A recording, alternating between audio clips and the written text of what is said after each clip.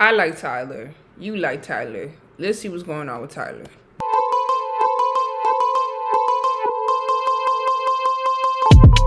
Now, Tyler the Creator is currently experiencing one of the harshest realizations any artist can face. The reality of the audience he built. If you've been on social media these last few days, you've probably seen Tyler the Creator's name getting dragged all over the timeline. A lot of people still don't understand what's actually happening right now, because this isn't just about a couple old tweets resurfacing. It's not even about a disrespectful comment section. It's really about what happens when your own fan base, the one that made you famous, grows into something you can no longer control. And Tyler is in the middle of that fire right now. In this video, I'm not only going to recap the drama, but I'm also going to show you guys why this moment is actually terrifying for any artist, but especially a black artist with a massive non-black audience, and why Tyler might be living through the exact consequences he spent the last decade trying to avoid. Now, Tyler the Creator is a name or face I think almost everybody recognizes by this point. He's been in the music game for over 15 years, ever since the early Odd Future days, back when he was loud, rebellious, and unapologetically weird. And over that time, he's gone on to build one of the most loyal and cult-like fan bases in modern music. However, that same fan base is now at the center of a major dilemma. Tyler has been in serious hot water these last few days, and it all started with something incredibly innocent. A tribute post to the legendary neo-soul icon D'Angelo, who recently passed away from pancreatic cancer. Tyler put up a heartfelt post honoring his legacy on Instagram, and instead of treating it with the seriousness it deserved, a portion of his fan base flooded the comments asking when he was going to drop music, and essentially saying things completely unrelated to the tribute. And they weren't acknowledging the loss. They weren't even present in the moment with him. Tyler eventually turned the comment section off, and that's when the situation took a turn. Because shortly after, he liked a tweet on Twitter that said, and I quote, "Tyler's fanbase hates black music despite Tyler himself having a very deep love and appreciation for it. Nigga has Charlie Wilson, Erykah Badu, and DJ Drama, etc. collaborations, and they still refuse to engage with black art on any meaningful level. Very cannibalistic." So the tweet was basically saying Tyler's own fanbase benefits from black culture because that's what he is. He's black and he's a product of it, right? But they don't actually respect or engage with black culture itself. In other words, they love Tyler's aesthetics, his personality, his influence, but not the actual roots of the art he comes from. And right after liking it, Tyler fired back with a tweet of his own where he said, "These Sun Dodgers are out of control, man." He ended up deleting this tweet, by the way, but if you're not familiar with the term, it's another way of saying white people. Now here's where things flipped, okay? Because I never almost heard instantly, that before. The spotlight turned back onto Tyler himself. The internet didn't just criticize the fans, they started scrutinizing Tyler's past. And it sparked a conversation about the exact type of audience he has cultivated. And I mean, is this the first time his fan base has done this? I mean, I'm a fan, but I'm not like OD dedicated to the cause. You know what I mean? Like some people really be intertwined with everything. But like, I feel like this is not the first time people been on his post like, when you gonna drop? When you gonna drop? When you gonna drop? Maybe it's because it was the tribute. But it took this post to realize, like, Tyler been making music for a minute. He been making music for a minute. Like, how come, like, right now, this is I guess that was just the cherry on the ice cream? Focus shifted from his fans are being disrespectful to, no, wait a second. You created them. A lot of the criticism was centered around this exact idea, that Tyler made this kind of behavior feel acceptable inside his own fan base. Because let's be honest, most of us remember the early Odd Future era. Tyler's music, his skits, even his tweets. That era of Tyler was extremely loud, edgy, and a lot of times offensive on purpose. And now those old tweets are resurfacing again, tweets that Tyler himself has actually been deleting in real time over the past few days. Oh, no. For example, here's one that started spreading everywhere. "I hate Black History Month. Why the F do you have to fucking separate niggas still?" Now, there are a bunch of other tweets that people started digging up, but that's just one that ended up going super viral. So that's where the tone of the conversation changed completely, right? Now, Tyler has faced this type of backlash before, but this time, I think this one is definitely... My boy is losing credibility. ...different, because for the first time, the outrage wasn't just about what he said in the past. It was directly tied to the people he speaks to right now. It wasn't just Tyler's fan base are being disrespectful. It became, no. This is actually your fault. That Tyler didn't just attract this kind of audience, he helped shape them through the early Odd Future era. The shock value, the edgy jokes, the reckless tweets. People are now arguing that Tyler normalized this behavior in his fan base that made it feel acceptable to laugh at black pain, to mock black issues, to consume black culture without ever truly respecting it or trying to understand it. And let's be real, Tyler's fan base has always been majority white, especially in the early Odd Future era. 90% of it. Am I tripping? Like, I never knew that. I feel like everybody's fan base is majority white, or am I bugging? Because if at least from like an American standpoint, like isn't America like 70% white? So I would think if you do anything, like, hold on, am I bugging? Am I bugging, bro? His audience back then was young white males who were chronically online, who loved that edgy, chaotic energy he was giving them. Yes, black kids were there too, but what really blew him up at first was that wave of white internet kids who felt like they finally had, permission to be wild and say anything in the name of being edgy. But over the years, as Tyler has evolved as an artist and stepped further into his creative maturity, his audience has obviously expanded. At this point, Tyler speaks to everybody. Teenagers, middle-aged white women, black fans, Hispanic fans, older Right. people, fashion kids, music nerds, and so forth. His reach is not only massive, but his fan base is way more diverse than Especially it with was 10 years Igor. ago, right? However, the internet doesn't care about evolution, it cares about origin. And that's exactly where the backlash went. So now Tyler is basically being held accountable for creating the very behavior he's now denouncing. People are calling him hypocritical, saying you can't complain about the same people who made you famous. And on the other hand, some of those white fans are looking at it like, wait, what?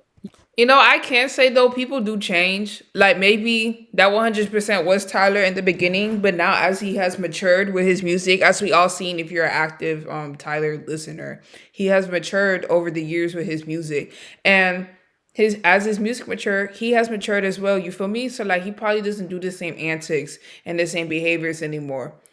But you can't.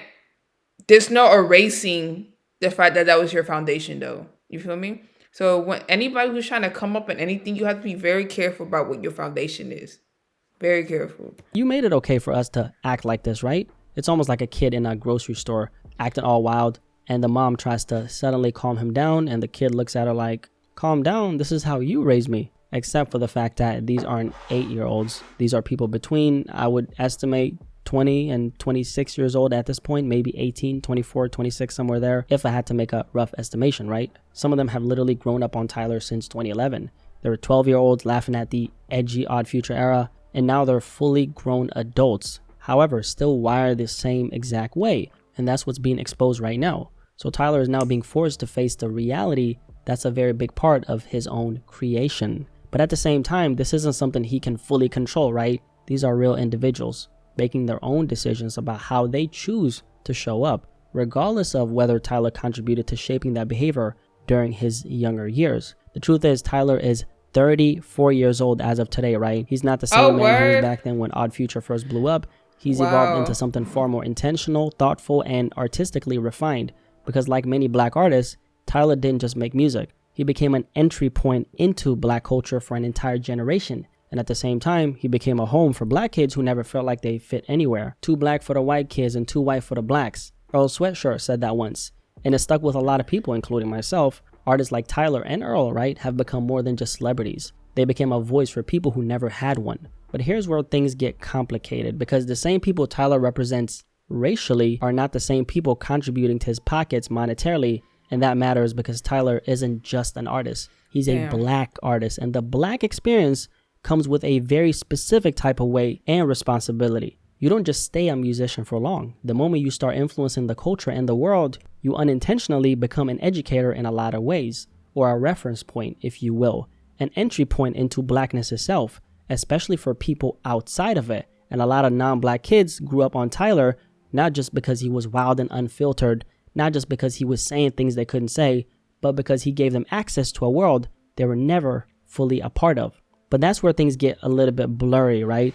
Because in Tyler's early years, his entire identity was built on, I don't care, I can say whatever I want. And when you build your brand on that, you naturally remove the boundaries for the people supporting you. And people stop knowing what's satire and what's an actual reflection of how you view your own people, right? And once that line is gone, they stop treating... Yeah, that whole Black History Month really just did it for him. Because it just shows a lack of respect. It just kind of shows a lack of respect. And some people find disrespect as funny. It's a joke. Ha ha ha ha. Like, who's taking it that serious? And then just some people are like, this is not something to be laughed about. And I could kind of relate to Tyler in a way, like, I'd be pretty unserious about a lot of things, but some people are real over the top with the unseriousness. Like, they just do outlandish whatever the fuck stuff. And I didn't like, am I lost? I feel like I got tapped into Tyler a bit later. If you also got tapped into him later, all of this, it's not too surprising because we know his personality, we know his character. He's a very outgoing person. And I love Tyler. To be honest with you, but I could see this. I'm not really surprised. I could see this. He has a very erratic personality, which we all adore, though. But when you have that, where's the limit? Where's the okay? That's that. Where's the boundary? It's like okay, that's enough, you know. But I think he's just trying to place it right now because he's trying to take a turn. Like I said, people change. It like art and start treating the way you move like permission. And to Tyler's own flaw, I don't think he fully understood the weight of that back then. He was just being himself. He wasn't trying to be a cultural ambassador. But as he evolved, his music evolved as well. And Flower Boy in 2017 was the turning point. That was the album where everything shifted for Tyler. The first time he fully embraced vulnerability, softness, introspection. And that was also around the time he seemingly came out the closet, right? With lines like, I've been kissing white boys since 2004. It marked the beginning of a whole new era. One where Tyler became the embodiment of the same freedom he once used to mock. And that's something a lot of artists struggle with. You lean into something early on to stand out, and you attract people who fall in love with that version of you.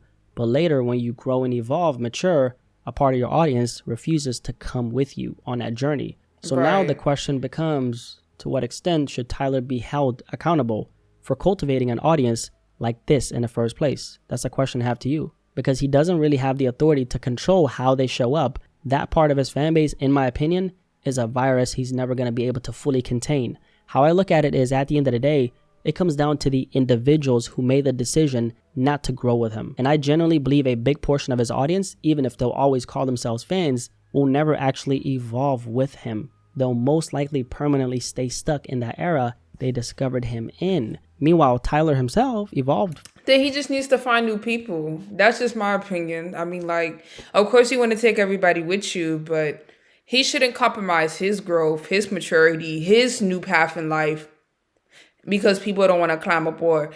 There'll be new people that'll support that.